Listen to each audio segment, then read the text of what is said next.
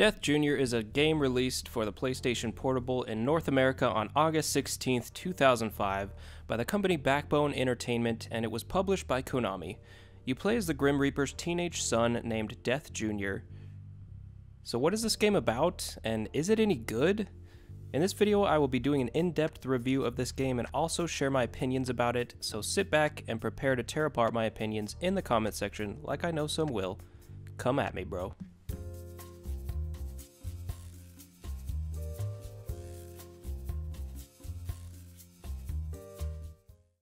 So the Grim Reaper has had enough of Death Jr. wreaking havoc at every school he has ever attended, and has threatened Death Jr., DJ for short, that if he can't handle his shit in school one more time, he will send him to military school.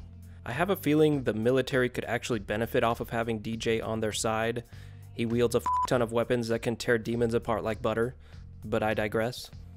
DJ meets some interesting characters and they go on a field trip to a supernatural history museum. Of course, DJ is unable to not create chaos at his father's request and opens an actual Pandora's box, which causes demons to run amok and cause all kinds of destructive chaos. So it is up to DJ to fix this behemoth of a problem and slay the demons that were unleashed from him opening this box before his father finds out what kind of cluster DJ has caused. Which he did only to impress his lady friend, by the way. Damn it, DJ, was that necessary? So this box that DJ opened earlier, well, along with releasing demons, there was also one badass looking mofo that essentially stole all your friends' souls and transferred them into these weird puzzle pieces, which are apparently your friends' shadows of their former selves, called psych pieces, and then scattered them around the levels in the game for you to find to ultimately rescue your friends. The cutscenes can be entertaining, they are silly, and the story is pretty basic and doesn't really unravel too much as you play through this game. You mainly have to worry about hacking, slashing, and button mashing your way through all the levels.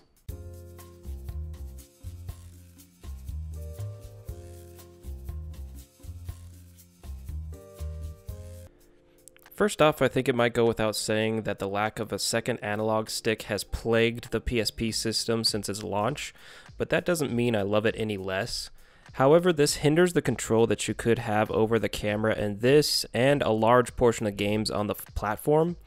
The game offers you two ways to slay the demons that you will encounter, with a variety of different weapons to choose from, or meleeing with the classic scythe that looks badass even if a baby was wielding it. Also, if you aren't tempted to do this, every time you fire up this game, you are playing it wrong.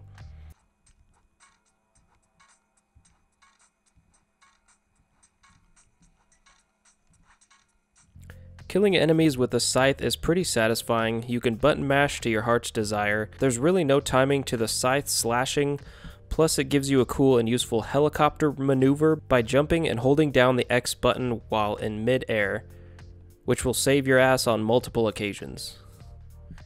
The weapons are fun to use, but the lack of good tight controls can be very cumbersome. This game has a lot of demon swarms and the camera is never really where you want it to be when you're in the middle of combat. Let's talk about some of the projectile weapons you can use. There's your basic twin pistols,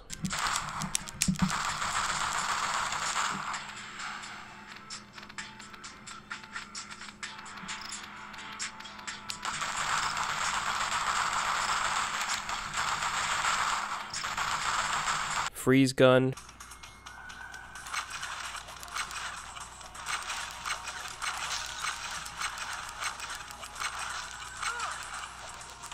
shotgun,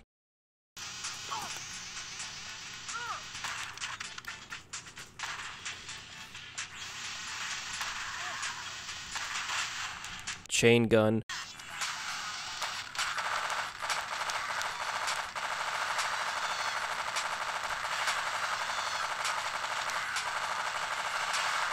rocket launcher,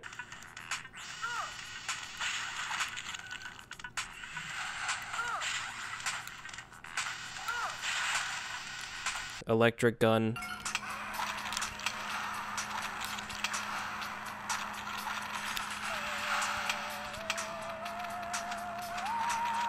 flamethrower,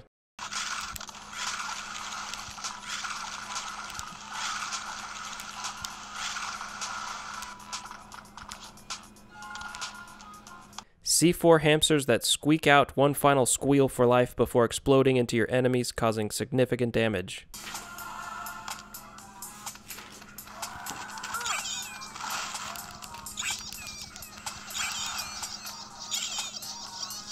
And you can even upgrade your weapons later to make it easier to slay demons.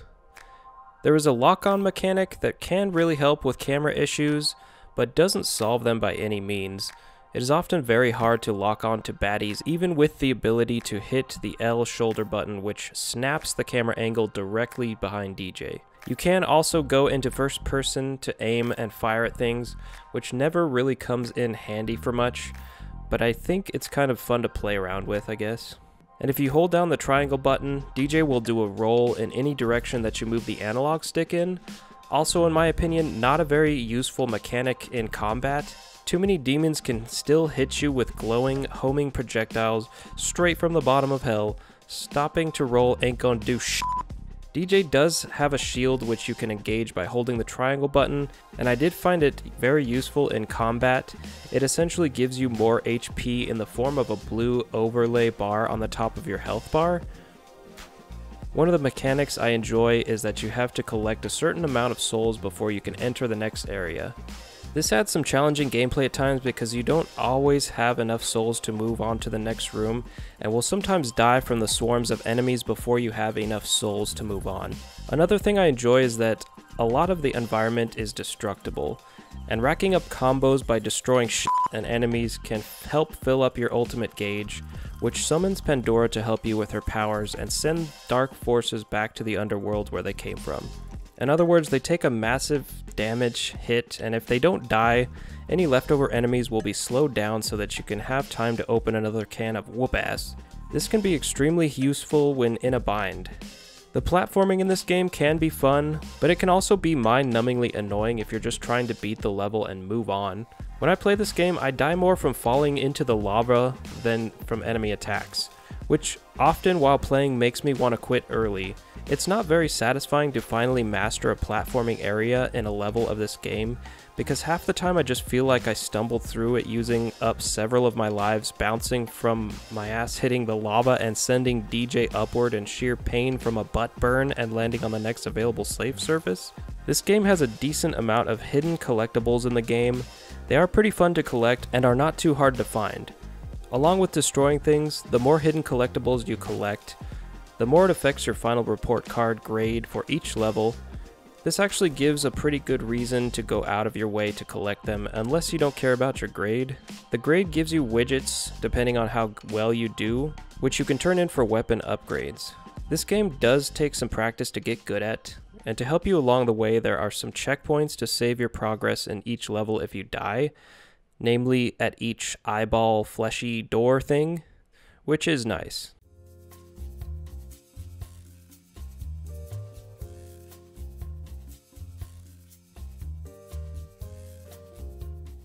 The graphics are decent in my opinion.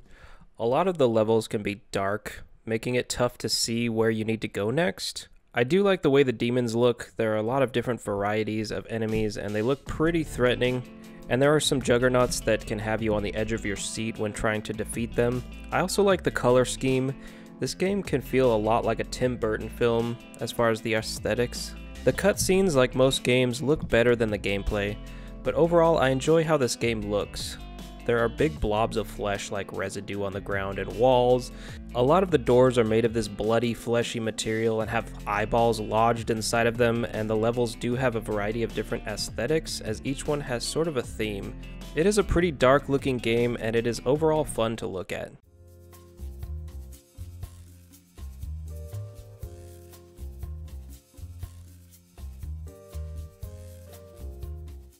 The sound effects in this game are good.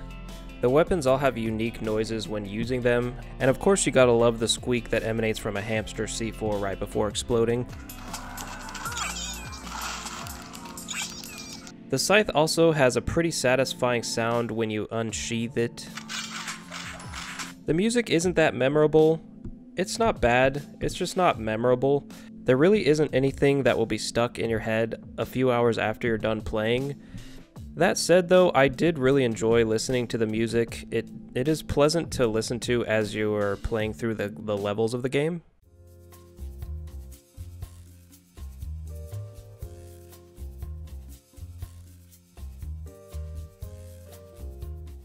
The game does have a decent amount of bosses, and like the rest of the game, they are tough.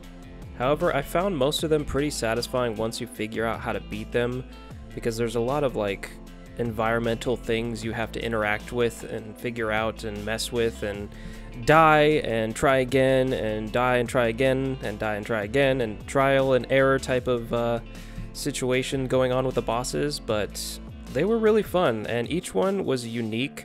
I'm not going to go into each one of them in this review as that would take up too much time, but yeah, really fun boss fights overall.